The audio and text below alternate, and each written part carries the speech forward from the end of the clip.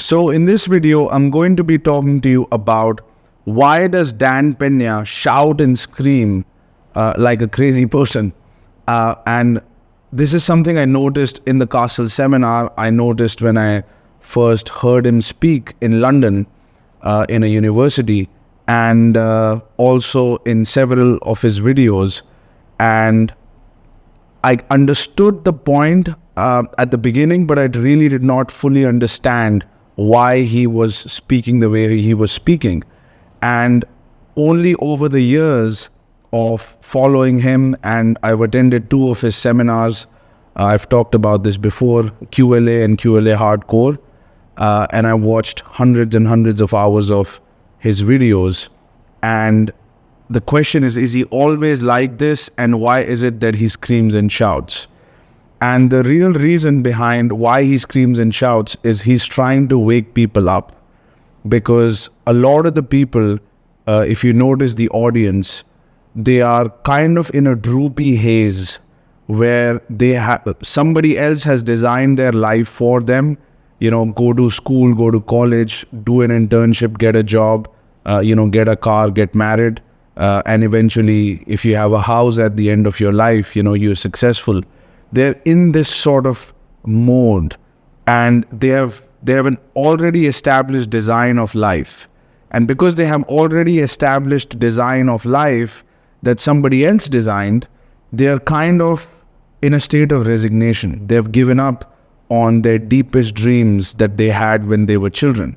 And this is, again, my perspective. He hasn't disclosed that this is why he shouts, but this is my perspective, and it has been my experience that a lot of the people are resigned, and a lot of the people are in this hypnotic, dull state.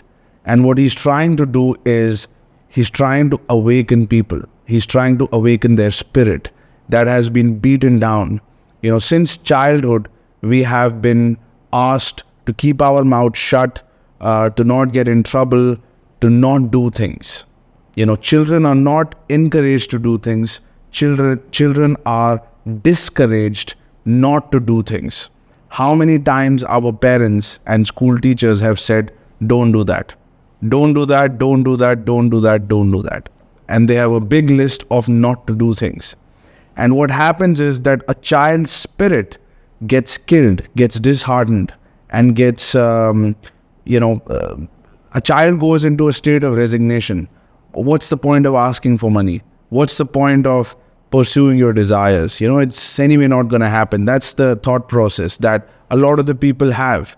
And a lot of the people can get out of touch with what they actually want. Not what the society tells them, but even some of their childhood dreams that they had, that they, before they gave up and before they got resigned, those kind of dreams. And they're somewhere deep down buried. And he wants to awaken that. And he also wants to awaken the fighting spirit, the warrior-like spirit, and the war-like spirit. Because the reason a lot of the dreams don't happen is because you're being oppressed by your environment. And what you need to do is become like a warrior and get in touch with that savage part of you. He calls this releasing the beast, where so many restrictions have been put on you by the society and tradition, and you just want to break that like Superman. You want to break those chains. So when he's jumping up and down, screaming and shouting, what he's communicating is that he has broken the chains.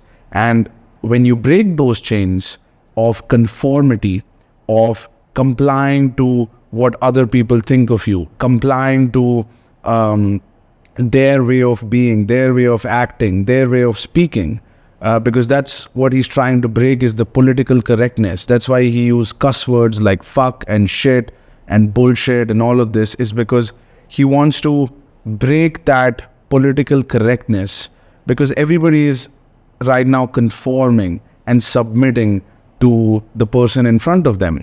And business is not about submission. Business is about expansion. And business has a war-like spirit, because you're not on the defense, you're on the offense. So he's creating this by example. And it's not like he doesn't know how to be normal or how to speak normal, but it's not, his words are not going to have the same effect unless he shouts and at certain points and he gives this emphasis. And also, a lot of the people these days have very low attention spans. People can't retain information unless it's communicated in a certain manner. So he's really trying to fire you up so that you take some action in your life, you and I both. And he can only do that when he can invoke that kind of spirit through his energy. And the result of this, I remember when I first, in 2019, when I first heard his talk, he came to London in one of the universities, and it was an open talk that anybody could attend, and it was free, and I attended that talk. I remember I was in a certain state when I walked into the door, and then he hadn't started speaking yet, and then he started to speak, and it was a 1-hour talk where he just destroyed all the established standards of society. And he was making fun of people who go on those holiday packages of $1,500, $2,000 instead of traveling in luxury. And he just broke all the standards, and he just tried to get everybody to reignite some of the fire that they had. And I noticed that after an hour of talk, when I came outside, I had my adrenaline shooting up. Everything seemed bright, and I wanted to conquer. I didn't want to wait. And that's another thing that a lot of the people expect us to do, is to wait and be patient and be passive. So passivity and resignation and submission is encouraged in the society. And he doesn't want you to conform. He wants you to awaken. And I felt that something that was suppressed, my spirit that was suppressed, had suddenly gotten awakened. And after that, we were going to a restaurant, and I was with a girl at the time. I took her to the event as well. And just outside the restaurant, there was this line, right? And there is no mandatory requirement for there to be a line. The owner did not come and say that you have to get in line.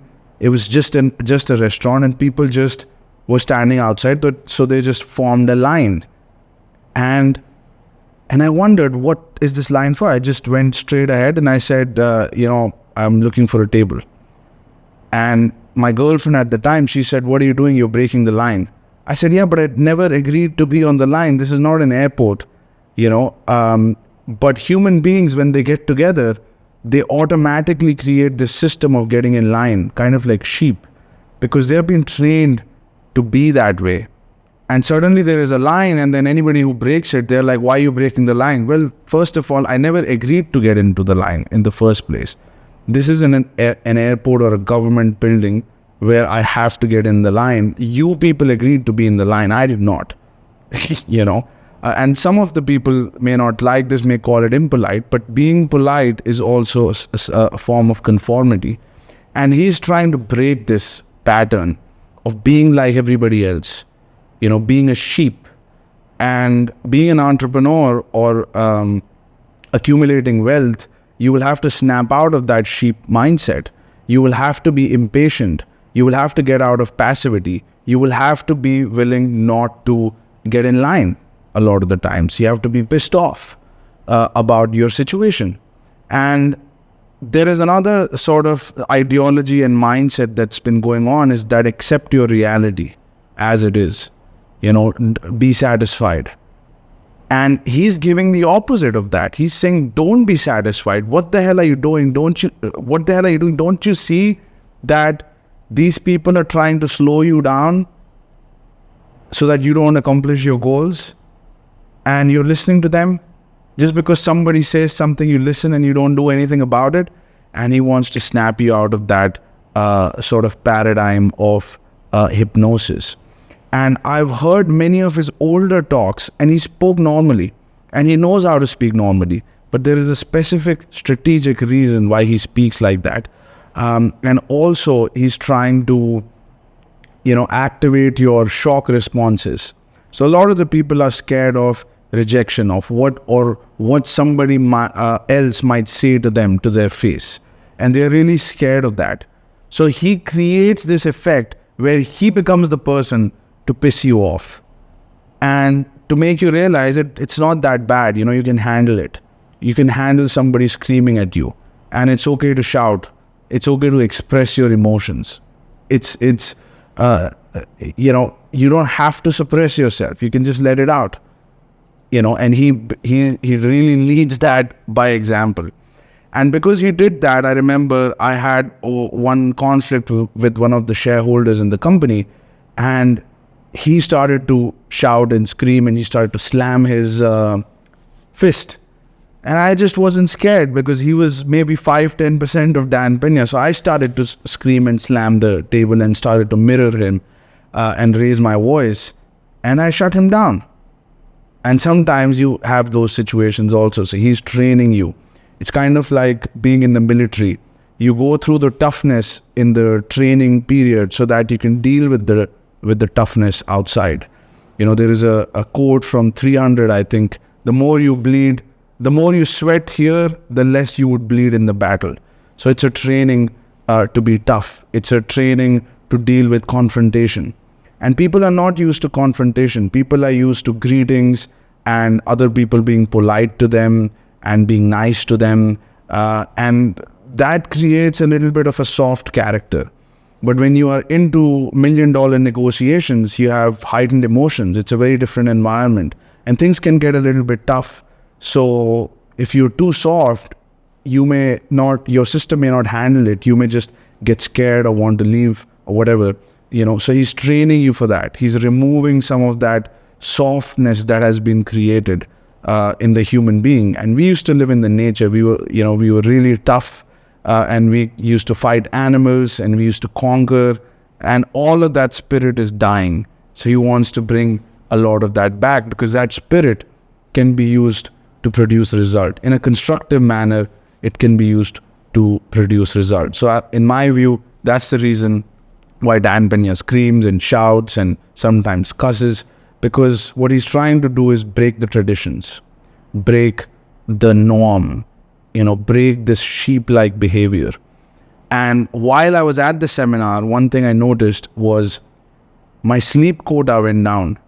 I was typically, if I don't sleep 7-8 hours, I feel very droopy. So if I sleep 4 or 5 hours, I would sleep droopy. I would feel droopy and I would feel sleepy.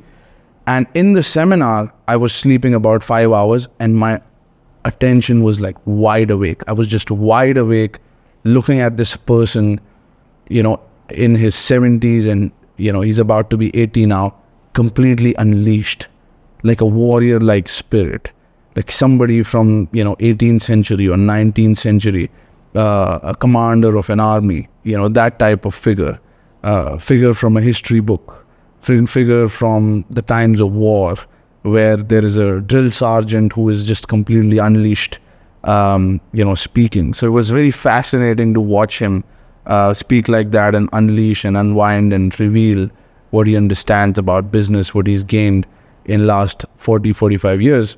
And probably the final reason before we close is that he's about to be 80 and he's running out of runway, and he's probably looking back at his life of 40 to 50 years of business life, and he's thinking, man, the types of things that were possible, I can only look back and see that I could have done 10 times more, 100 times more, but I didn't.